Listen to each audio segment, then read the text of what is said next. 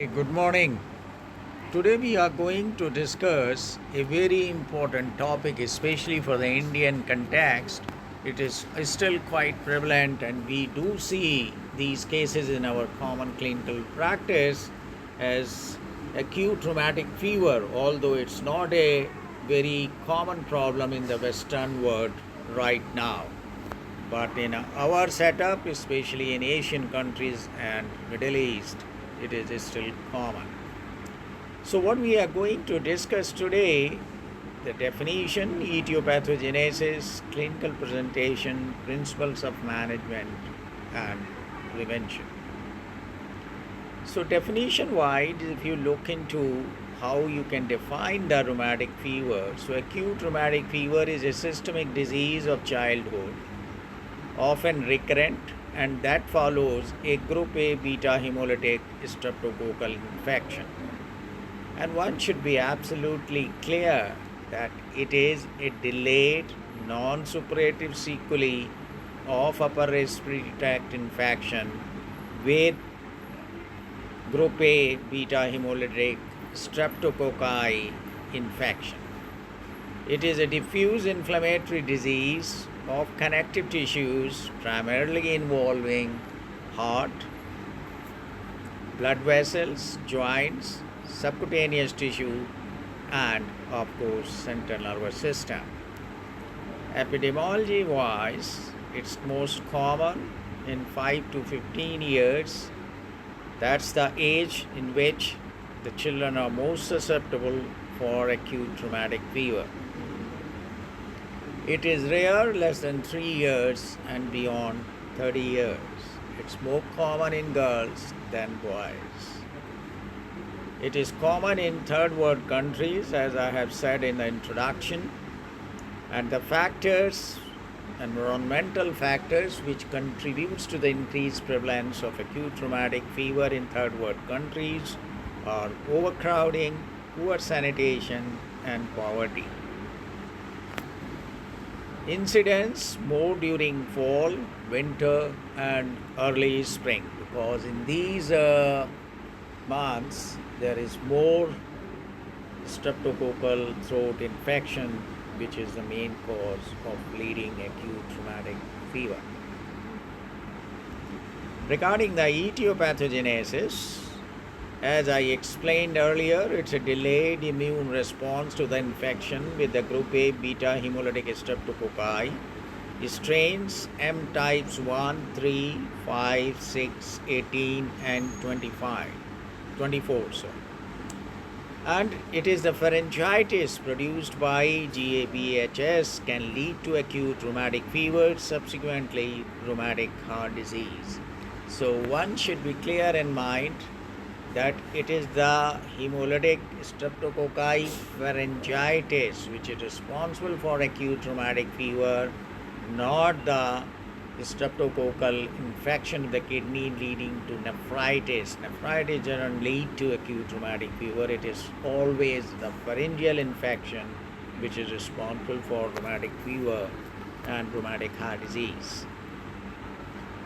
After a latent period of 1 to 3 weeks, antibody-induced immunological damage occur to the heart valves, joints, subcutaneous tissue, basal ganglia of the brain, producing the various manifestations of rheumatic fever.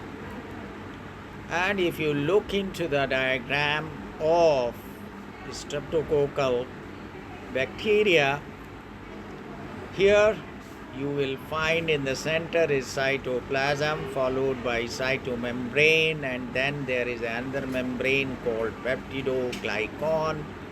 Then there is a carbohydrate layer, then the protein antigens, cell wall, and at the periphery is the capsule. The features suggestive of GABHS infection: patient 5 to 15 years of age, presentation in winter or early spring. They usually present with fever, headache, sudden onset of sore throat, nausea, vomiting, abdominal pain, and pain with swallowing. Of course, the tongue is beefy, swollen, And of course, uvula is red. Soft palate might be having petechiae, tender and large anterior cervical lymph nodes. There might be tonsillopharyngeal erythema and exudates. And here all those features which I have just narrated are shown in pictures, that there is a redness and swelling of the throat and tonsils, beefy swollen red uvula, soft palate, petechiae, and of course tonsillopharyngeal erythema and exudates. And these are the organs which are involved due to this streptococcal pharyngitis, and you can appreciate here that this beta hemolytic streptococcal pharyngitis affects the brain due to immune response, and this may cause chorea. Then it affects the heart and leading to rheumatic heart disease. And here it basically affects valves as well as myocardium as well as pericardium.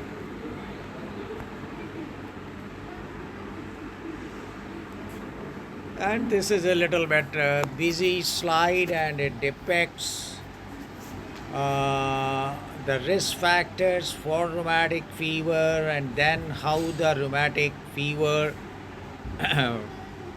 is produced, and subsequently the clinical features and how you can intervene at each and every step to prevent the rheumatic fever and rheumatic heart disease. So this is pathogenic pathway for acute rheumatic fever and rheumatic heart disease.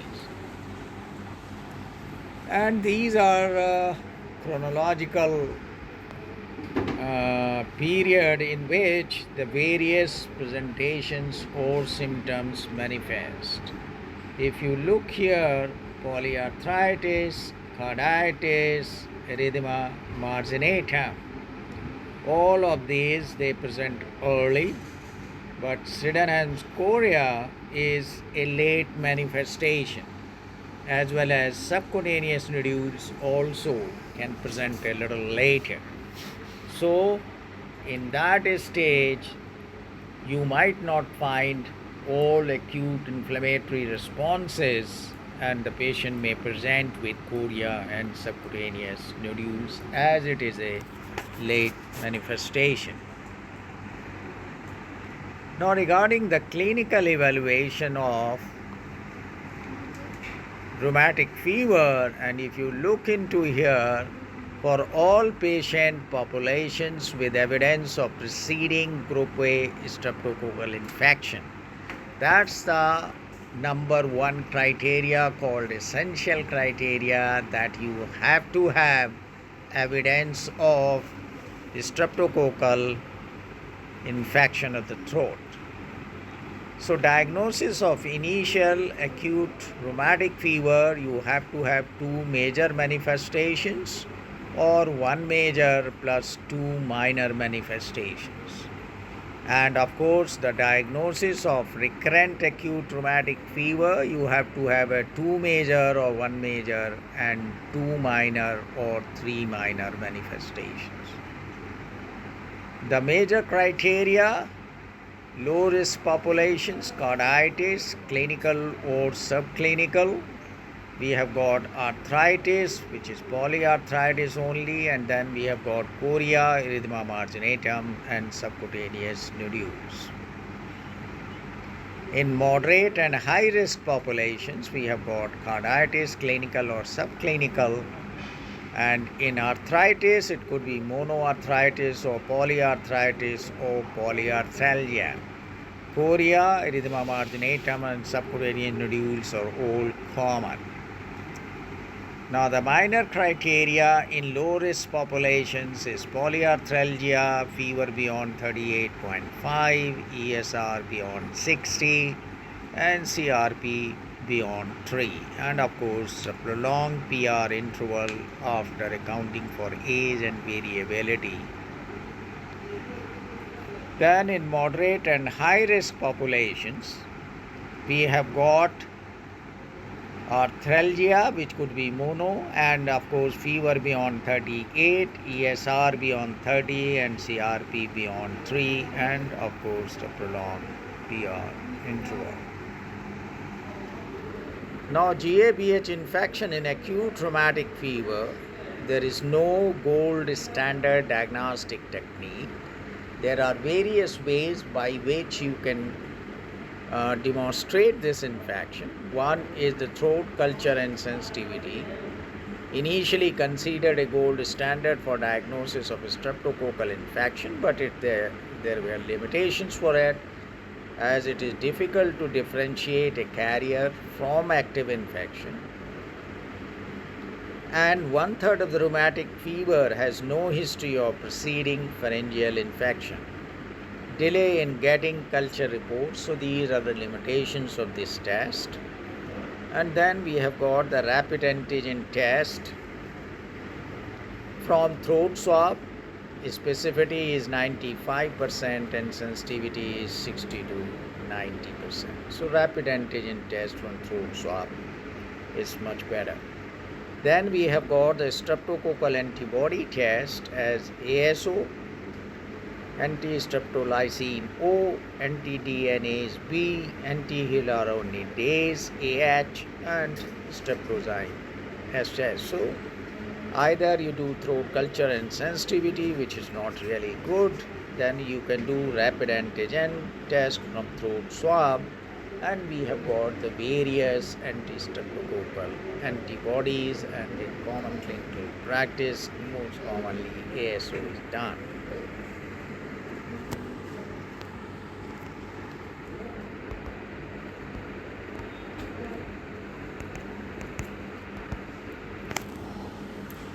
Now, regarding the carditis, the incidence varies from 50 to 60%. It's more common in the younger individuals. 80% of patients develop it within first 2 weeks of rheumatic fever, and one has to remember that it's a pancarditis. That means it involved all the 3 layers of the heart, that's endocardium, myocardium, and pericardium. Involvement of endocardium in the form of valves, most commonly involved are mitral and aortic, so the patient can have murmur of mitral rigors and aortic rigors. Involvement of myocardium is in the form of myocarditis that will present as an unexplained cardiomegaly with heart failure, and pericardial involvement in the form of pericarditis, and that might present as pericardial rub and effusion. Regarding the valvulitis, almost always associated with murmur of valvulitis, a universal finding in rheumatic carditis, whereas the presence of pericarditis or myocarditis is variable. So one has to remember that it is the endocarditis which is most commonly seen in the form of valvulitis, and myocarditis and pericarditis are not so common as valvulitis. Regarding the which valves are involved, 92 to 95% there is a valve involvement, and 70 to 75% it is the isolated mitral valve. 20 to 25% is the aortic valve involvement, and 5 to 8% isolated aortic valve. Mitral rigors will present as a pansystolic murmur in apex radiating to axilla, usually beyond grade 2, and it's the most common finding in carditis. AR in the absence of MR is uncommon.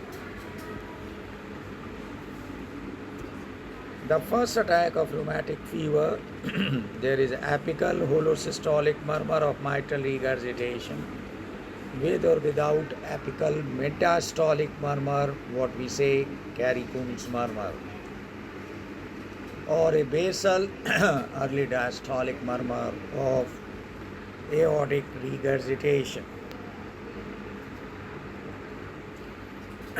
Patient with previous rheumatic heart disease, a definite change in the character of any of these murmurs or the appearance of a new significant murmur. Severe MR associated with the worst prognosis because that leads to fatal heart failure. Incidence of chronic rheumatic heart disease is almost 90%. There is a linear relationship between severity of MR during the first episode of rheumatic fever and subsequent rheumatic heart disease. And this is the two-dimensional pictures, and you can see here during an episode of ARF, valve changes can be minor and still they are able to regress. But if the recurrence is there, then the valvular changes becomes thickened and there is a subvalvular involvement in the form of caudal thickening and shortening, leading to progression and permanent valve damage as evident here. Myocarditis is always associated with valvulitis. New onset cardiomegaly and recent changes in the cardiac size is the most specific sign. No consistent elevation of cardiac biomarkers. CHF does not occur without significant valvular lesions, and biopsy in acute rheumatic fever failed to show cellular necrosis. Inflammation was subepicardial, subendocardial, and perivascular. Surgical valve replacement during rheumatic fever and AHF reverted features of heart failure. Aschoff nodules do not contain myocardial cells. Pericarditis is the rarest. 6 to 15% patients of rheumatic fever have got pericarditis. It is diagnosed by typical pain and friction drug, always associated with rheumatic valvulitis. May be associated with normal ECG or ECG changes of pericarditis. May be associated with effusion but rarely causes constriction and tamponade. Its presence usually denote a severe carditis.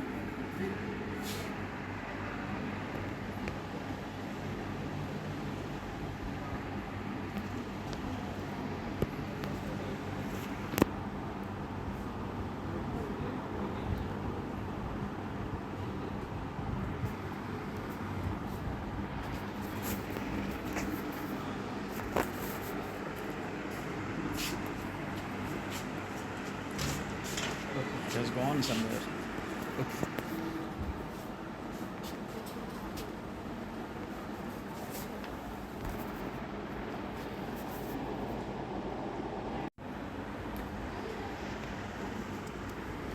Right, so pericarditis may be associated with effusion, but rarely causes constriction and tamponade, and usually it represents severe carditis. Regarding the polyarthritis, it's quite common, 66 to 75% of the patients. And polyarthritis is the most common manifestation earlier. Typically involves the larger joints, the knee, ankle, wrist, and elbow. And the involved joints are hot, red, swollen, and tender. It is migratory in nature, it is asymmetrical, and there is a dramatic response to small doses of salicylates, and usually it doesn't cause any residual deformity. And another major criteria is subcutaneous nodules. It's rare, sometimes it could be a late manifestation seen in 2 to 20%. They are freely mobile, painless, usual sizes half to 2 centimeter, occur in probes over bony prominences or extensor tendons. Common locations are elbow, wrist, knee, ankle, and Achilles tendon. Erythema marginatum, again a major criteria, but it's quite rare, just seen in 3 to 15%, and it manifests in the form of erythematous, serpiginous, macular lesions with pale centers that are not pruritic. Multiple lesions, primarily on the trunk or proximal extremities, rarely or distal extremities, but never happens on face. It occurs early in course of rheumatic fever. It's evanescent, non-painful, blanches on pressure, and accentuated by heat. It is not influenced by anti-inflammatory therapy and is associated with carditis. Nodules and marginatum can occur simultaneously. It is also seen in sepsis, drug reactions, and glomerulonephritis, so one has to keep the other causes of erythema marginatum in mind. And these erythema marginatum can look like this. Now, coming to the chorea, there are various synonyms: Sydenham chorea, St. Peter's stone, and it has got a long latent period seen in 5 to 36% of ARF, more in females and rare after 20 years. Isolated, frequently subtle neurological behavior disorder, emotional liability, incoordination, poor school performance, uncontrollable movements and facial grimacing, exacerbated by stress, and disappears with sleep, seen occasionally unilateral. Examination of handwriting to evaluate fine motor movements do not cause permanent neurological sequelae. So one has to remember, as polyarthritis doesn't cause residual deformity, chorea also usually does not cause permanent neurological sequelae. Chorea is rarely associated with polyarthritis, and inflammatory markers and ASO titers may be known. And this is the classical picture of Sydenham's chorea. You can see abnormal bizarre movements. Now, coming back to the minor manifestations, arthalgia constitutes pain in one or more joints without evidence of inflammation, tenderness to touch, or limitation of motion. Arthalgia plus monoarticular arthritis suggestive of rheumatic fever. Fever, temperature usually beyond 100.4. Diurnal variations in fever can happen. Children with mild carditis and patients with chorea are usually afebrile. Epistaxis seen in 4% of cases. Abdominal pain in 5% of cases occurs before the appearance of major manifestation. Pain is usually epigastric or periumbilical and may mimic appendicitis. Now, what are the tests which we should do to know the possible acute rheumatic fever? So, there are certain things which are required in every patient, as CBC, ESR, CRP, blood cultures if your patient is febrile, and any ECG, chest X-ray, echocardiography is very, very important. Throat swab, preferably before giving antibiotics, culture for group A streptococcus, and anti-streptococcal serology, both ASO, anti-DNA, ACE titers if available, and repeat after 10 to 14 days if the first test is not confirmatory. Test for alternative diagnosis depending upon the clinical features. You can do a repeat blood cultures if possible for ruling out endocarditis. Joint aspirates, microscopy and culture for possible septic arthritis. Copper, ceruloplasmin, anti-nuclear antibody, drug screen for coriform movements. Serology and autoimmune markers for viral, autoimmune, and reactive arthritis. So these are the various investigations which will help in ruling out the DD of joint involvement. Now, regarding the antibody titers, the ASO test is most commonly involved, and the significant antibody response defined as a rise in titer beyond 2 dilution increments in acute phase and convalescent phase. Serum samples obtained 2 to 4 weeks interval. ASO titer of more than 240 TOD units in adults and more than 320 TOD units in children of 5 years age is elevated. It appears 7 to 10 days after the infection, with the peak detection at 2 to 3 weeks after the onset of rheumatic fever. All cases of suspected ARF should have elevated ASO, as demonstrated that if the initial titer is above the upper limit of normal, there is no need to repeat the serology.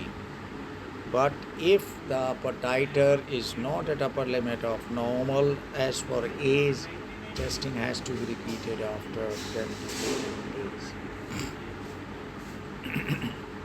Coming back to ECG changes, in acute rheumatic fever, you might get persistent sinus tachycardia and elevated sleeping pulse rate or signs of carditis. Sinus bradycardia, sometimes PR prolongation, and seen in 20 to 30% of cases. And probably this PR prolongation is due to excess vagal activity and myocardial inflammation. No correlation with carditis and future development of rheumatic heart disease. Sometimes you can find high-grade AV block and even CHP. Sometimes in ECG you may find evidence of pericarditis and QT prolongation. And here you can very well see this is your PR interval, which can be locked. And this is another ECG depicting your sinus tachycardia in a patient of acute rheumatic fever, and X-rays revealing cardiomegaly. And this is the most important, that's the 2D Doppler color flow mapping on echocardiography, and you can see here the evidence of valvulitis, and this is the parasternal long axis view, and you can find that there is involvement of the mitral valve leading to the mitral regurgitation. Now, coming to the management and the principles of treatment are: step 1 is the primary prevention, that's the eradication of streptococci. Step 2, anti-inflammatory treatment as aspirin and steroids. And step 3 is the supportive management and management of complications. And step 4 is secondary prevention, that's the prevention of recurrent attacks. Now, coming to the treatment, post-treatment throat cultures 2 to 7 days after completion of therapy are indicated. If your patient remains symptomatic or whose symptoms recur, patients who had rheumatic fever and therefore at unusually high risk for recurrence,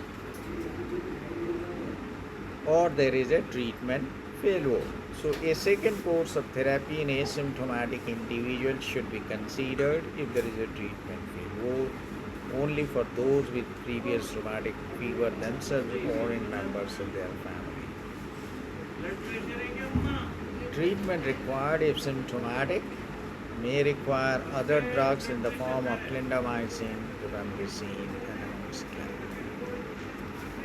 Step 2 is anti-inflammatory treatment, and arthritis only then aspirin is given 75 to 100 milligram per kg per day, given the 4 divided doses for 6 weeks and attain a blood level of 20 to 30 milligram per deciliter.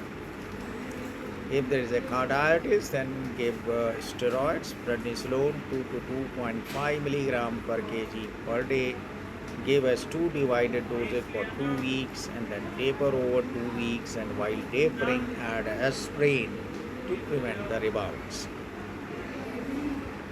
Continue aspirin alone 100 milligram kg per day for another 4 weeks. Now, regarding the primordial prevention, you have to adopt the measures in the society which will decrease the development of streptococcal infection in children, as improvement in socio-economic status, prevention of overcrowding, improving the nutritional status so the susceptibility to the streptococcal infection is decreased, availability of prompt medical care, and of course the most important is the public education regarding streptococcal infection and the development of rheumatic fever and rheumatic heart disease. Now, for primary prevention, we used penicillins. You can use oral penicillin in the form of penicillin V. In children, it is given 250 milligram 3 times daily, and children beyond 27 kg, it is 2 to 3 times daily, and it becomes 500 instead of 250. Children beyond 27 kg. Or you can use amoxicillin 50 milligram per kg once daily, maximum 1 gram a day. Benzathine penicillin in children weighing less than 27 kg is given 0.6 million units deep intramuscular after sensitivity test,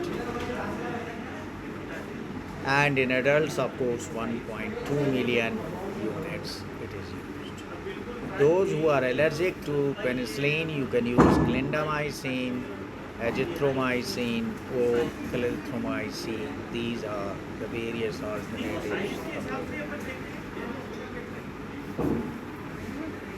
Now, recommendations for secondary prophylaxis, that is rheumatic fever without carditis for 5 years after the last attack or 21 years of age, which whenever is longer.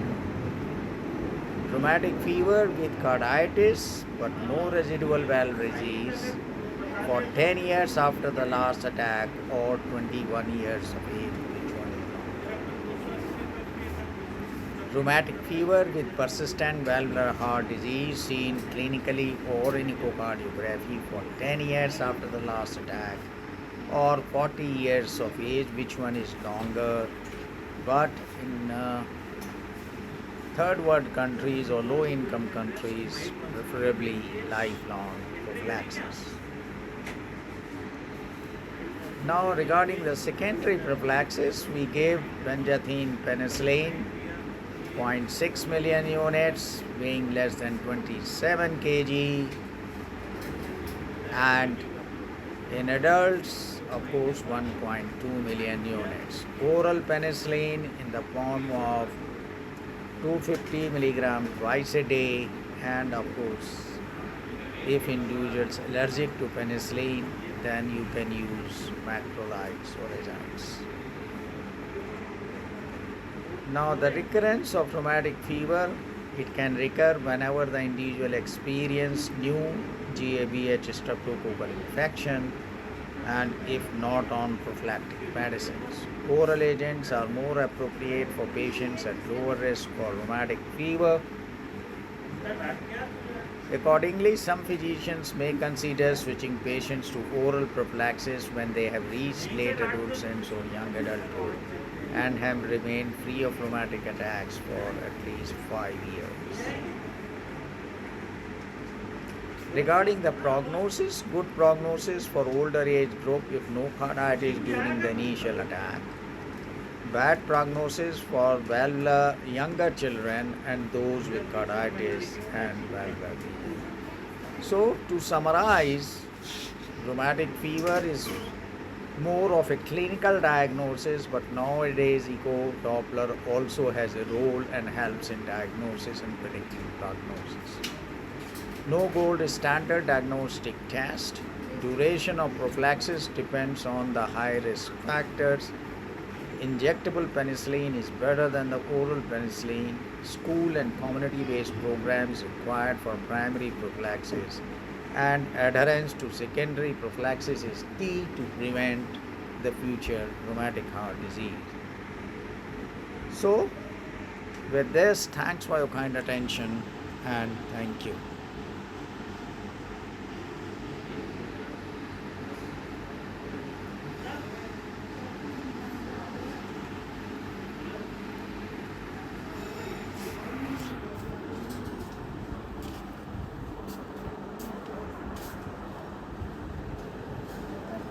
हो गया देखो